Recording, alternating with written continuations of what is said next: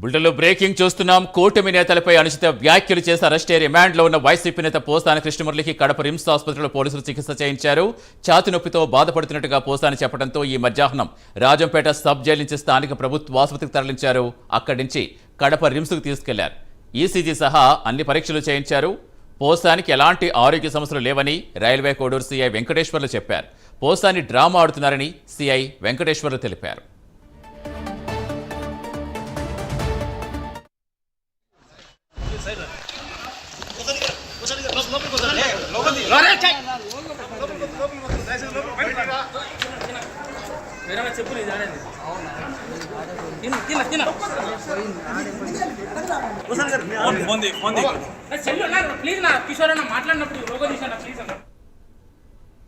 పూర్తి సమాచారం ఇచ్చేందుకు మా కరెస్పాండెంట్ సుధీర్ జనసన్. సుధీర్, వైద్య పరీక్షలు పూర్తి డాక్టర్స్ ఏ నివేదిక ఇచ్చారు? సీఏ ఇంకా ఏం చెప్పారు?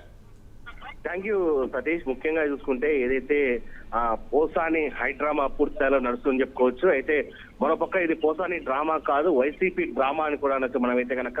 అయితే ముఖ్యంగా చూసుకుంటే కనుక ఏదైతే ఇవాళ ఉదయం నుంచి మనం చూసుకుంటే కనుక ఏదైతే సినీ నటుడు పోసాని కృష్ణమురళికి సంబంధించినటువంటి ఆయనకు ఛాతిలో నొప్పి వస్తుంది అని చెప్పి అక్కడ ఉన్నటువంటి జైలు అధికారులు చెప్పడంతో కూడా అక్కడ ఉన్నటువంటి వాళ్ళు కూడా ఏదైతే సంబంధిత కన్సల్ట్ సిఐకి చెప్పడంతో వాళ్ళందరూ కూడా హుటాహుటిన ఆయన అయితే కనుక ఏదైతే రాజంపేటలో ఉన్నటువంటి ప్రభుత్వ ఆసుపత్రి కూడా తరలించడం జరిగింది.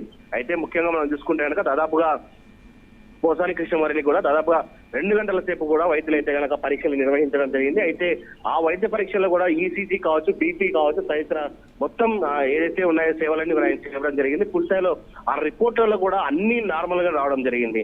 అయితే బీపీ కానీ, షుగర్ కానీ, అలాగే ఆయన స్టాజిక్ సంబంధించినటువంటి హార్ట్ సంబంధించినటువంటి మొత్తం ఏదైనా సరే అన్ని నార్మల్ గా రావడం జరిగింది.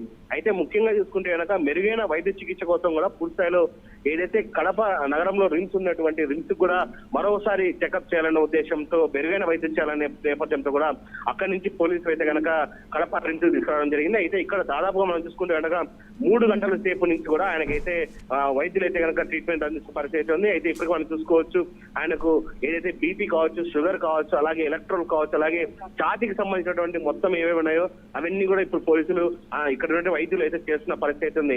అయితే మొత్తం ఇప్పుడు చూస్తే కనుక కొన్ని రిపోర్ట్లలో మాత్రం కూడా నార్మల్ గా రావడం జరిగింది.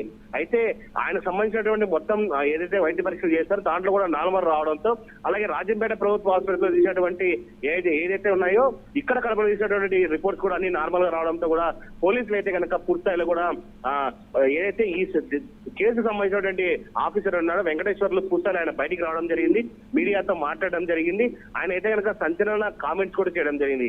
అయితే ఎవరైతే పోసాని కృష్ణమురళి ఉన్నారో ఆయన ఆరోగ్యం నిలకడగానే ఉంది, ఆయనకు ఎటువంటి ఇబ్బందులు లేవు, ఆయన పూర్తిస్థాయిలో అన్ని టెస్టుల్లో కూడా బాగున్నాడు.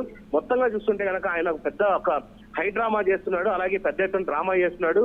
సినిమాలో చేసే వాళ్ళు ఇప్పుడు రియల్ లైఫ్ లో కూడా ఇలా చేస్తున్నారని చెప్పి ఆయన హాట్ కామెంట్స్ గా మాట్లాడడం జరిగింది.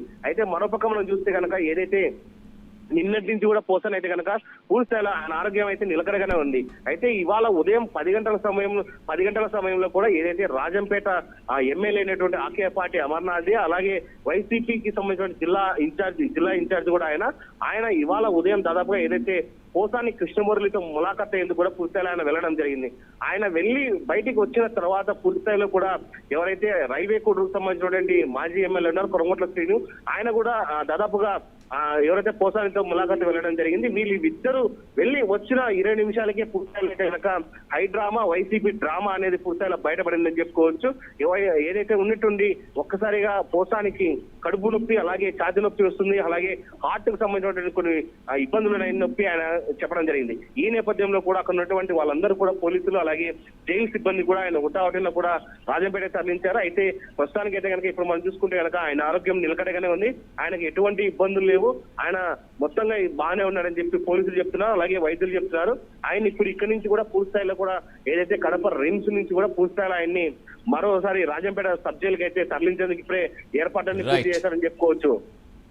Right, thank you Sudheer.